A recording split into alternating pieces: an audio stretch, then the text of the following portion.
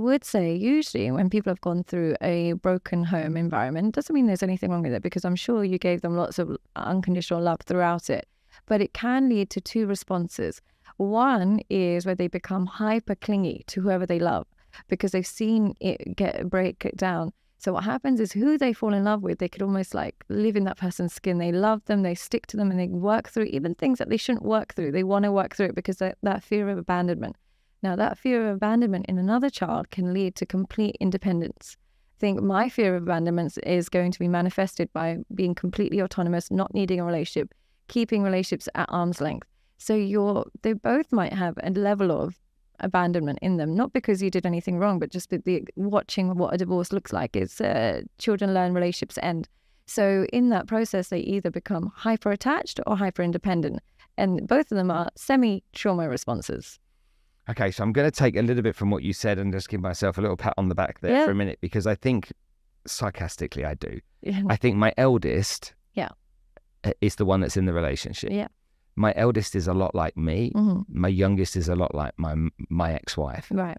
And so if my eldest has found that way of, looking for the calm, that's because of my wonderful parenting skills, and that's just connected to me. And so she's, but now you're quite calm in relationships, and you're stable. And wow, it's a really deep question, because the answer that I would give you versus the answer everybody else would give you might not be the same. Right. From the lens of a partner. No. Right. From the lens of you? No. So what are you talking about? I think I want things to be calm. Yeah, you're craving calm. And I don't want things to be. I'm not needy. Yeah. So I'm fiercely independent, and my wife Anna is fiercely independent as well. Oh, wow. And that works for me because that neediness doesn't make me feel comfortable. But also there isn't a romantic bone in my body. Okay, so you have that avoidant kind of independent trauma response where you love space, you love independence, you could live separately, wouldn't bother you. You are quite guarded emotionally, so your partner might sometimes wonder what you're thinking or feeling. And you love that person, you want to be with somebody, but you don't want to be emotionally intimate all day, every day. So you like them in the house, but you don't want to be talking all day, every day. And do your own thing. Does that sound a bit familiar? Yeah, really familiar. And then what will happen is sometimes your partners question if you love them or not, because you're so strong with or without them. You do love them, but your love is an avoidance style where it's like, I love you, but I'm going to do my life. And if you want to come along, you're most welcome. But I'm not going to change everything just for a relationship. It doesn't work like that for avoidance. Does that sound familiar? It sounds spot on. And I think that a lot of that comes from going through a divorce the first time. I think that plays a part in realizing that you don't want to attach yourself to somebody forever, only to feel pain from that experience. It's very painful. Yeah. To me, it was like death, even though... Worse than grief, I always say, because people kind of normalize divorce, but with grief, there's a level of acceptance that this didn't work and it's out of your hands. But with divorce, it leaves people absolutely traumatized. And I think because it's so common and people forget, and even when your friend's getting a divorce, it's just like, oh, that's a shame. But people don't realize that person's going through trauma. Okay. Well, there's that aspect, plus the aspects of, my parents got divorced when I was 7 and my dad left. Oh, okay. So was it just a divorce? So my parents got divorced. My dad, as in, left the country, went to live in another country. Right. With another family, or? So he started another family since, but he went to live in another country and working overseas. And so my dad was my hero. And then all of a sudden he's not there. And so I felt abandoned. Absolutely. And I don't think I ever got over that feeling of being abandoned. So I find it very hard to abandon. Yeah, you find, but the thing is with people with your response, they don't let go of a relationship, but even so, because they don't want to abandon anyone, but they emotionally abandon.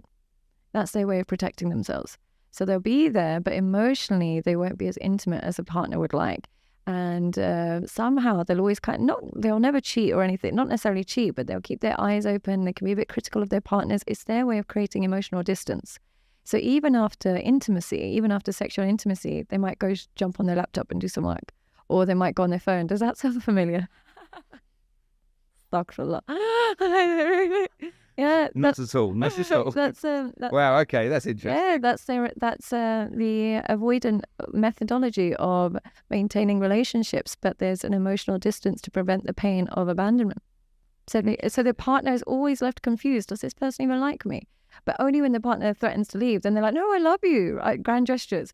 But when they come back, they're like, "It's as if business as usual." Wow. Yeah. That's a trauma response. Yeah, you've. That's a perfect description. It's a very common response. A lot of men have this and don't realize it, and their partners think, "Oh, they're narcissists." It's not narcissistic. It's a trauma response because you don't not care about your partner. This is how you love from a distance because it's painful loving so intimately and then they leave. So you're operating from a place of fear, but it doesn't look like that because you look so strong and independent. But you're operating out of a fear of abandonment. And usually you attract clingy partners because for some reason the clingy people love the avoidant people because the avoidant people reinforce their view that they're not loved correctly and nobody loves them correctly. God. Yeah, isn't it so draining? So that's why it's good that you've got a partner that's independent because she'll probably understand it and not take it personal. Let's talk about some of the work that you do. So you work with men whose wives cheat on them. A lot. Everybody's wife's cheating these days. Okay. It's so bad. Goodness me. Wives need to, they're all cheating at the moment. Maybe it's the ones that I deal with. Okay, so obviously there's going to be people watching. It's obviously not all. I do apologize. I'm talking about just a clientele. I've got a very skewed vision of relationships because I attract and I work with those that are suffering. But there'll also be people listening right now in a car with their partner. Yeah, your wife's cheating, guys. If you think she's cheating, she's cheating. No, I'm joking. Oh, God forbid. So give me examples of, I mean, stereotypically, historically, we have been told time and time again by society that men cheat, women aren't the cheaters, men are the ones that cause the problem. I always ask myself the question, if men are cheating and women don't cheat, then who are the men cheating with? You know, there's got to be, takes two to tango. But anyway, what are the reasons that you've learned that women cheat, and are they similar to why men cheat? Or and in terms of scale, is it as many women cheating as men, or is the data telling us something else? I think what has happened is because society's conditioned us to tell us that men cheat and women don't. Men don't look for the red flags. With women, you come home late a few times and she's already suspicious. You don't reply to her text, she's already suspicious because we've been conditioned to think that's a red flag. Men aren't trained to think women cheat. They think women are loyal, loving, and, if anything, they're the one that's going to cheat. So they're not trained to look for the red flag. And what I say with women who are genuinely most likely to cheat, usually it comes from her background. If she grew up without a stable, loving father figure, what happens is one partner is... Children are designed to be loved by two people. It's just how they're designed. You've got children. They need you. They need their mum. They need two people. And from your own experience that you needed dad as well.